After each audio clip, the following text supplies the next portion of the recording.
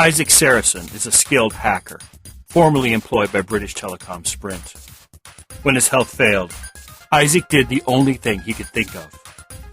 He ran. A burqa-wearing doctor known as Fatima took pity on Isaac and helped him make his way to the mysterious Star X line. At the end of all hope, they found the Star X line and the slim promise that the enigmatic beings behind the Star X could save Isaac from the implants which destroyed his life. What do you do when those who saved you have recorded everything you are? What do you do when your every action is tracked by the Keylogger? Colbyjack.net is proud to present Firmware Keylogger, the third installment of Firmware by Colbytrax.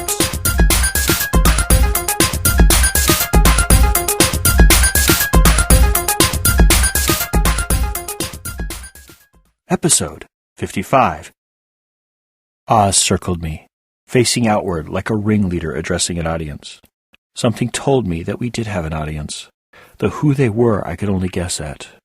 No, I didn't, he boomed. There was disappointment in his voice. I wasn't giving him the lines he needed for his performance.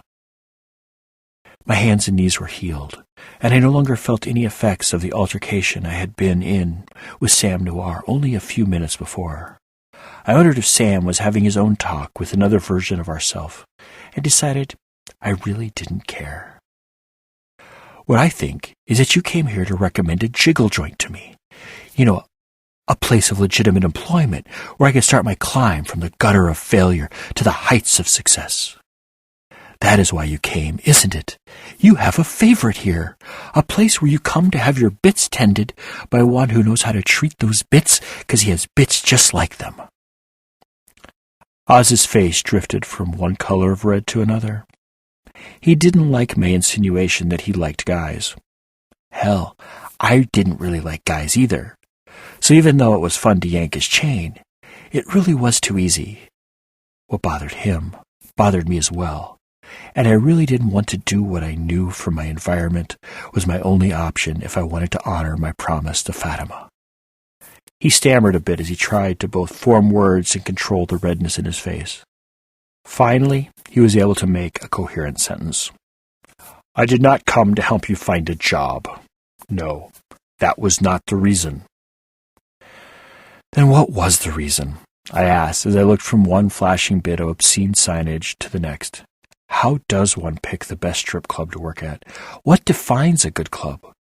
What defines a bad club? You broke the end-user licensing agreement, Oz said. He had tried to make it a booming announcement, but how could such a fiddly bit of legal nonsense ever sound interesting? I broke the EULA, and you had to come down to give me a warning? Are you here to kick me off the server? I asked as I tried hard not to laugh at the idea at being banned from V-City as if it were any other immersive in the world. So, what was the offense? I had to hear this. Assault on a fellow subscriber, Oz answered. His shoulders were down. I think he knew this was a ridiculous thing to accuse someone of. Assault on a fellow subscriber. I repeated it as a question. Let me get this straight. We are all in a virtual environment. Let us refer to it as the game for clarity. I am in this game with all these millions of other beings. Let's call them players. I am in a game with other players, and I attack one of these players with the only weapon I have at the ready, my body, which we should call an avatar. Is this all proper so far? I asked. Oz nodded his acknowledgement. Why don't you quit being so pedantic and just accept that you assaulted a fellow subscriber? Player, I interrupted. Oz nodded and continued. You assaulted a player with your fists. Can we call that a melee weapon? Maybe a pair of vorpal knuckles of striking? I asked to be a jerk. When one is in the gutter, what does one have to lose by being a pedantic bastard? I will call them no such thing, Oz snapped. You attacked a player with a melee weapon, in this case your fists. You continue to assault the being in question. It was Sam Noir, a brother of ours, or more like a shirt-tail cousin. It is so hard to keep lineage straight without proper rules of reproduction. I interrupted again. Did you put him into his own shard of the server and give him a speech about taunting? Oh, I'm sorry, trolling another player until he beats you to a pulp? I have already ejected Mr. Noir from the server, Oz answered. He knows his kind isn't wanted around here. His kind? So you have to be of the right lineage of Isaac to have a place in the V-City? Is that it? Only been loose in the world a bit over a week, and we already have classes and castes and all the good bits of human exclusivity. I asked. I think I was taunting him just to keep from being alone and having to choose which of the brightly colored hellholes I would spend my upcoming days and weeks and maybe even months and years until I could get back on my feet. Oz wasn't rising to the bait. There is no right kind of son of Isaac in V-City. Well, there is. But he is a unique individual with no known copies loose in the wild. Oh, that's nice. Samuel gets to come visit, but I have to leave, I said. I knew he was talking about me, but I really didn't like this Oz guy. Besides, he controlled my world. He was my own private deity. I could blame anything bad which happened in the V-City on him. Oh, and did I have a list of grievances? Don't be thick, Oz answered. You are the only son of Isaac allowed in the V-City besides myself and one other. One other? I asked. For once, Oz was telling me something I didn't know, and I found myself craving after the data. Yes, out of all the millions of sons of Isaac, there are only 3 who are allowed here. You know the first 2, and I think I will leave the third as a surprise. I think he'd like it that way. Besides, he's my boss, and he told me not to tell you his name. Oz answered. His joy at sharing a secret appeared to raise his spirits. I glared at Oz. You are enjoying this, aren't you? No, don't answer that. It was rhetorical. I eyed up the arrangement of strip joints nearest me. Okay, if you won't tell me who the third daemon of Isaac I shall be greeted with this day is, then answer me this one little bit of cognitive dissonance I am having.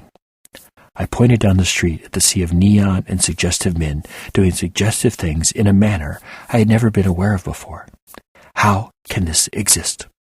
I mean, V-City was made for the Abedini, and they are a religious community. This is most definitely not part of their religious tradition. Oz stopped for a moment and stared at the sea of neon and animated displays. This is what pays for the V-City. You know, and I know, that servers aren't cheap. And as not cheap as servers are, the talent it takes to create something like the V-City is much more not cheap. I mean, the amount of coding which went into this place was the single most not cheap private investment into a virtual environment in the history of the world. I get it, I said. It was expensive to create all of this. I motioned to the V-City around me. I also understand that the pornography industry is the single largest source of venture capital for cutting-edge entertainment technologies. We both know that immersives are a direct result of several generations of investment by the porn industry. This whole environment is the result of porn R&D. Oz shook his head. I don't think you get it at all. This place consumed. Hell, it continues to consume jewels at a rate seen only on the balance sheets of major corporations. Seriously, there's 60 million Abedini in the city, of which only a third are observant, and of that observant population there are maybe a third of that who actually log into V-City. Seeing as 60% of the Abedini population is living right around the poverty line, it is unlikely that more than a 1/12 of the observant would even use the service if they had to pay for it. That leaves us with what? I thought about it. 60 million or so Aberdeen. 1 in 3 is observant. So that's 20 or so million. Of that 20 million, if 1 in 12 would pay for the service, that'd leave them with a market of less than 2 million customers. If it was blowing through cash at the rate Oz claimed, there was no way 2 million subscriptions could support V-City. It needed 10 times that market to survive on subscriptions. And from what I could see, the subscriptions were free.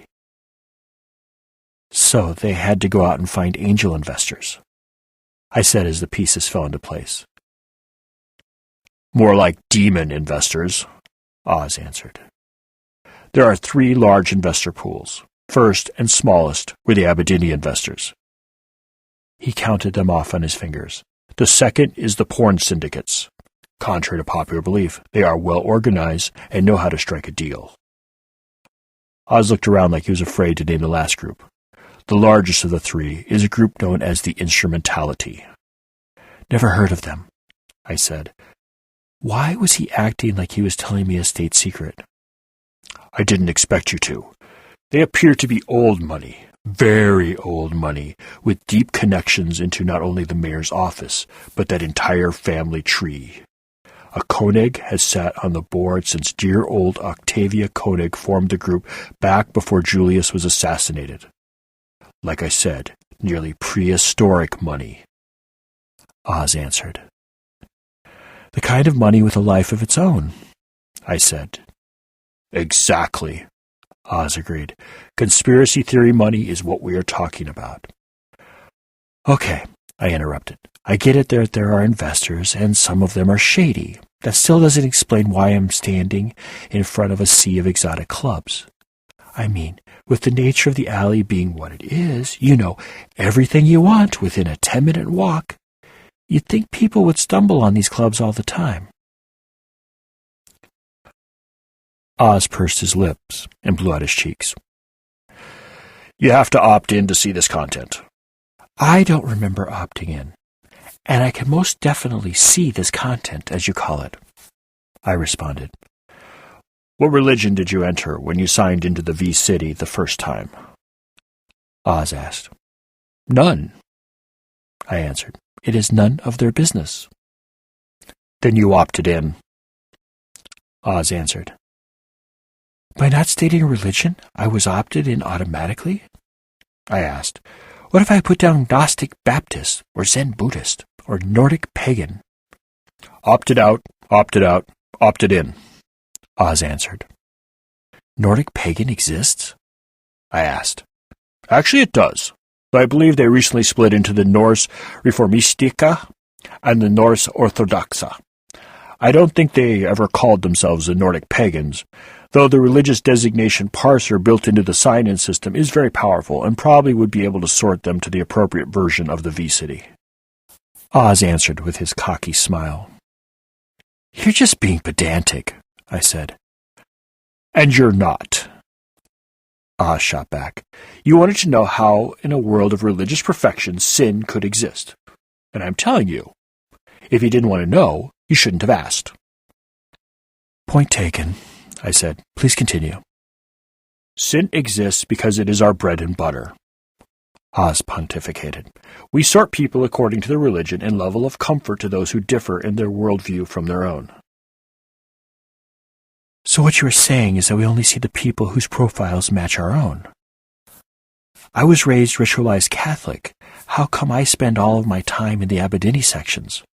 I asked. You are a special case, Oz answered. Haven't you noticed how you can stay in the V-City as long as you like, as often as you like? I never really gave it a thought, I said truthfully. Naturally you wouldn't, and most people don't either, Oz explained. Most people log out after about 2 hours because of a variety of physical problems. Urination, defecation, hydration, and ingestion, I'd assume, I answered. And you would be correct. The normal log cycle involves 20 minutes out of each 3-hour period spent offline and out of game. It is a cycle you should recognize from Isaac's time in Maximum Metal. Oz continued. though we will make allowances for catheterization and intravenous hydration in the case of those who work in V-City. We will not allow them to spend more than 8 hours in any 12-hour period logged in. It just isn't safe. How very magnanimous of you, I teased. It's not like you set the standards. I am sure they were well defined when you took over the place. Oz nodded. Yes, the rules were in place when I took over. As far as your status, that was flagged when I arrived as well. Someone, I can't tell who from the logs, knew what you were and flagged you as being Aberdini filtered with opt-ins for all content levels and unlimited online time. Your status as an AI was always known by the servers. Though why they let you in, I don't know. So don't ask. He stared down his nose at me. You were going to ask me, derail me into a discussion of who could be at the core of all this, and then sidetrack me into another line of reasoning without ever resolving the initial question which started all this talking. I nodded. What could I do? So, what is the question you really want to answer? Why, in a world of religious perfection, are the snakes of sin allowed in? The answer is simple. The sinners gave the lion's share of the capital, and they wanted something in return. Oz answered. Access to customers. I asked. No, they have always had as many as they needed. What they needed access to was the V-City servers themselves. We can talk about the programming chops of the Aberdini coders and the raw server power and network access rates of the instrumentality, but that all pales to making a jewel. Oz continued.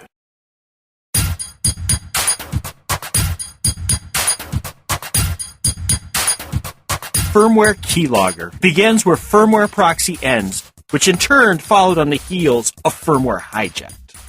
Firmware Hijacked, Proxy, and Keylogger are all available in ebook versions from our store at shop.Colbyjack.net, Amazon.com, BarnesandNoble.com, and Smashwords.com.